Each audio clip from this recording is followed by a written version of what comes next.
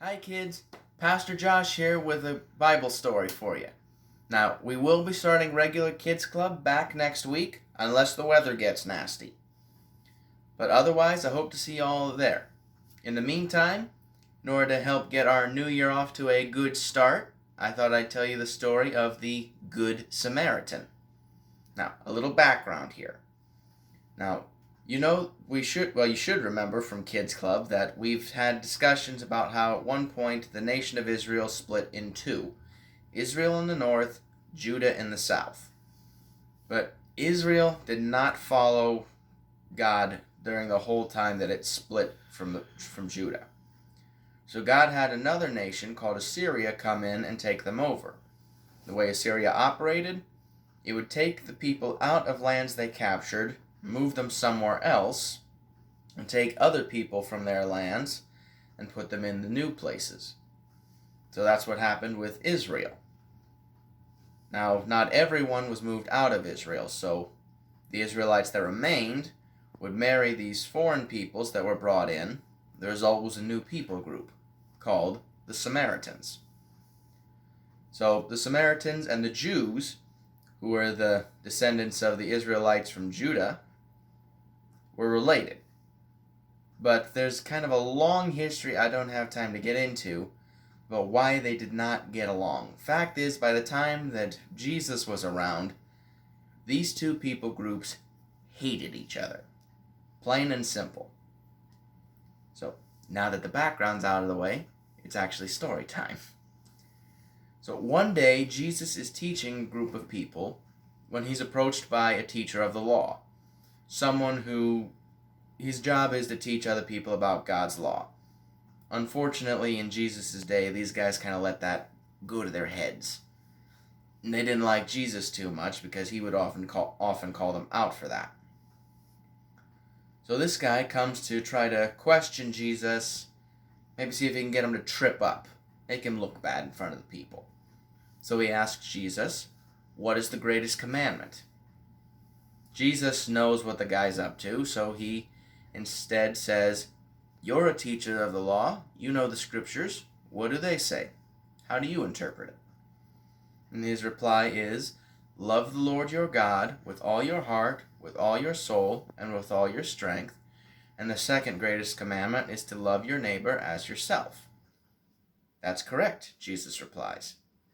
But wanting to justify himself, make it look like he actually had a good reason to question Jesus, this guy asks, "But who is my neighbor?" That's where Jesus decides to tell a special story. He talks about a man who left the city of Jerusalem on the way to Jericho by the direct route, which was a very bad idea back in those days. I mean, this was a nasty stretch of road with bandits all the way up and down it. Guys that would just as soon beat you up and steal everything you had as look at you. This place was so nasty, they actually called it the Way of Blood. Ugh. That just gives you the shudders thinking about it, doesn't it? Well, as you might imagine, this guy's going down the road and he gets robbed by bandits. They beat him within an inch of his life and just throw him on the ground and leave him to die. So, as he's lying there hoping that something happens, another traveler comes along. This one's a priest. Now, we've talked about this a little in Kids Club, but as a reminder, priests were the guys in charge of teaching people God's law, especially in Old Testament times.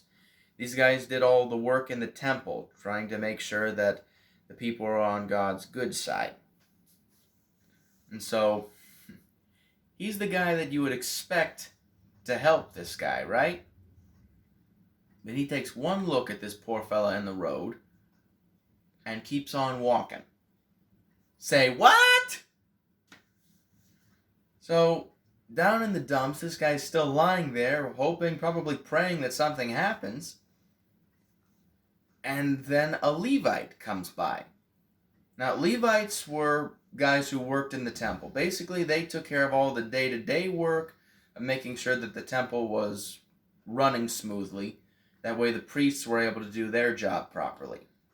So again, a guy who should be there to help the guy in need, but he takes one look at him, goes all the way to the other side of the road, and keeps on walking.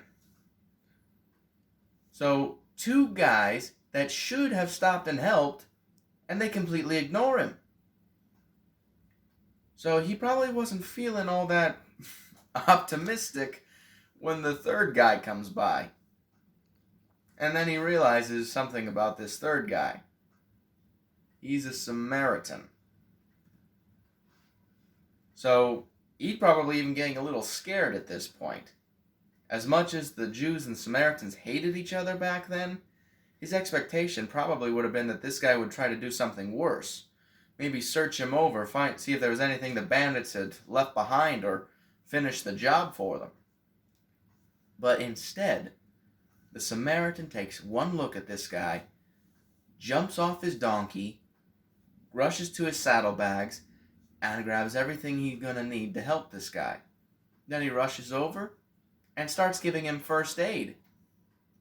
He binds up every wound, uses some of his own provisions to help this guy get some strength back, and then probably with a little difficulty, they get this guy on the Samaritan's donkey. And then they head straight for the nearest inn. That's kind of like an old-fashioned hotel. So they get there, and the Samaritan stays by this guy's side the whole night long, trying to make sure that he's okay.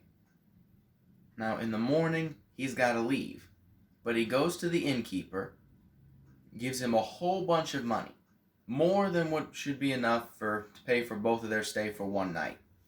And he tells the man, I've got to get going, but I need you to look after this guy until I come back. If this isn't enough to cover his expenses, let me know when I come back through here, and I'll pay you the difference. And that's where Jesus chooses to end the story. And then he asks the teacher of the law a question. Of the three men, which was a neighbor to the man who had been lying in the road? And the teacher, unable to bring himself to even say the word Samaritan, says, the one who had mercy on him. And Jesus' reply is, go and do likewise. You see, God wants us to be good. Unfortunately, we humans have a hard time being good without God.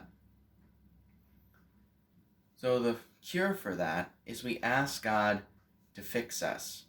I mean, as soon as we ask Jesus to take over as Lord of our lives, he already starts to take out all the bad from us and replace it with his own good. So that's why good things that we should do that we didn't want to do before, we start to see, hey, this is something I need to do. Just like helping people you don't like, or doing things that maybe you don't like to do, but you know it's for the best. So next time something like that comes up, ask God to help you be like the Good Samaritan, to replace your bad with his good.